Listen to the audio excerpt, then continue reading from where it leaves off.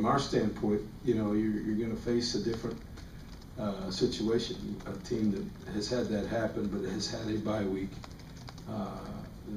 Tom Mason is coached a long time.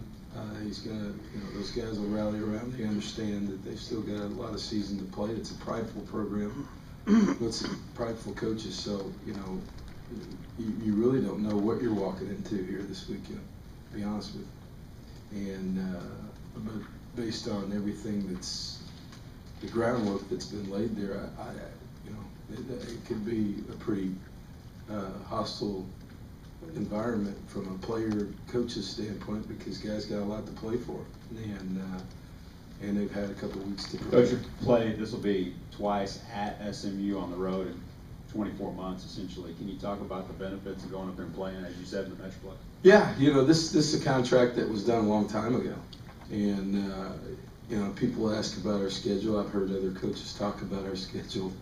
You know, we had two things happen. Number one, you know, we changed conferences, and it became very hard to schedule games in the next 1 or 2 years when you drop down to an 8-game conference schedule. Number two, that I think people really overlook, is that one of our non-conference games previously used to be Arkansas, and so that game is now a conference game.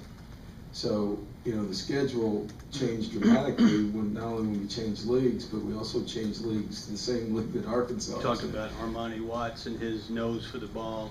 How much does that same trade apply to Myles Garrett, and what has he surprised you over 3 games, and if so, where? If you weren't at practice, you'd probably be surprised. If you watched him practice for 28, whatever it was, practices we had, when,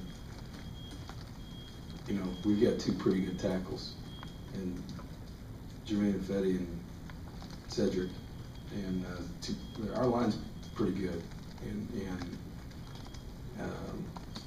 you know, for a guy to walk in here and have the success he had during 2-a-days during fall camp, did he win all the time? No, but you know, against those guys, a lot of guys don't win any, and you know, he's had his moments with every guy on that offensive line, and you know, that's when you start getting respect from your teammates, and people start whispering. So, no, I think our challenge is to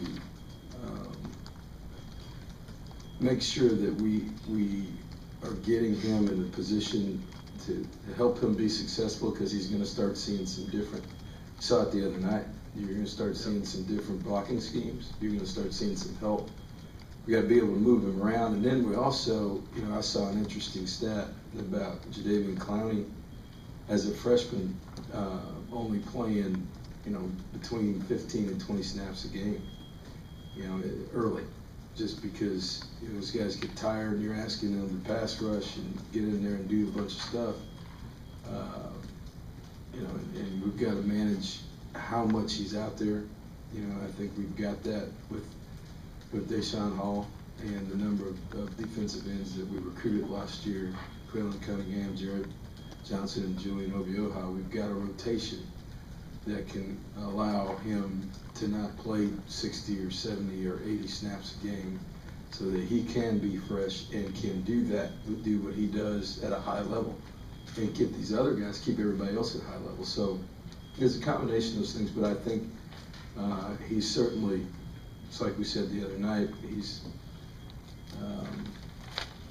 already tied the freshman sack record, right? Here at A&M. Here at A&M, and he's got as many sacks as we had last year as a team. So, yeah, I guess he's doing all right, huh? I guess you think so. You know, this game, we only played 3 games, so we'll see what happens. But I think, you know, he's going to get better. You know, he's starting to figure out what's going on, and but with that, just like everybody else who's a young player, people start figuring you out too.